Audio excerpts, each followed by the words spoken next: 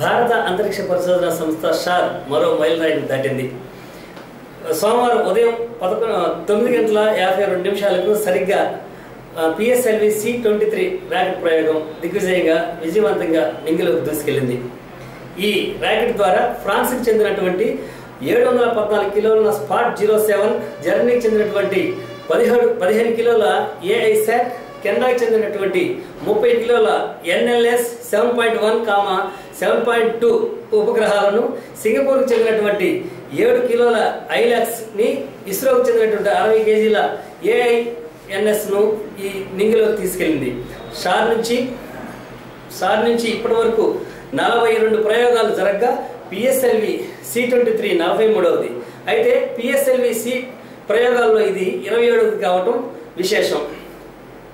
ఈ ప్రయోగాన్ని స్వయంగా వీక్షించేందుకు భారత ప్రధానమంత్రి నరేంద్ర మోడీతో పాటు రాష్ట్ర గవర్నర్ నరసింహన్, రాష్ట్ర ముఖ్యమంత్రి చంద్రబాబు నాయుడు, అదేవిధంగా కేంద్ర మంత్రులు, రాష్ట్ర మంత్రులు, పలువురు ప్రజాప్రతినిధులు అక్కడికి విచ్చేశారు.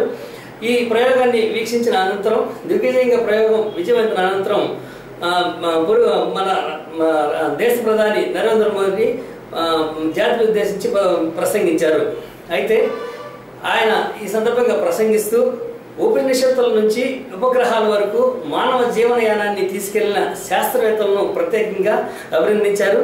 అయితే ఈ సందర్భంగా ఆయన అభినందనలు చెబుతూనే షార్ చెందిన శాస్త్రవేత్తలకు మరికొంత సవాల్ కూడా విసిరారు. ఎందుకంటే ఆయన పొరుగు దేశాలకు బహుమతిగా అందించేందుకు సార్క్ ఉపగ్రహాన్ని తయారు చేస్తే చాలా బాగుంటుందని చెప్పి ఆయన శాస్త్రవేత్తలను కోరుతూ ఈ ఉపగ్రహం దక్షిణాసియా మొత్తాన్ని కవర్ చేసేదిగా ఉండాలని చెప్పి ఆయన ఆకాంక్షించారు. ఈ సందర్భంగా ప్రయోగం విజయవంతం అయిన తర్వాత అక్కడ ఉన్నటువంటి శాస్త్రవేత్తలందరూ కూడా అభినందనలు చెప్పుకుంటూ చాలా ఉల్లాసంగా, ఉత్సాహంగా అక్కడ వేదిక నుంచి నిష్క్రమించారు. కెమెరామెన్ సాయి తేజతో గారం వేణుగోపాల్ రెడ్డి, నెల్లూరు.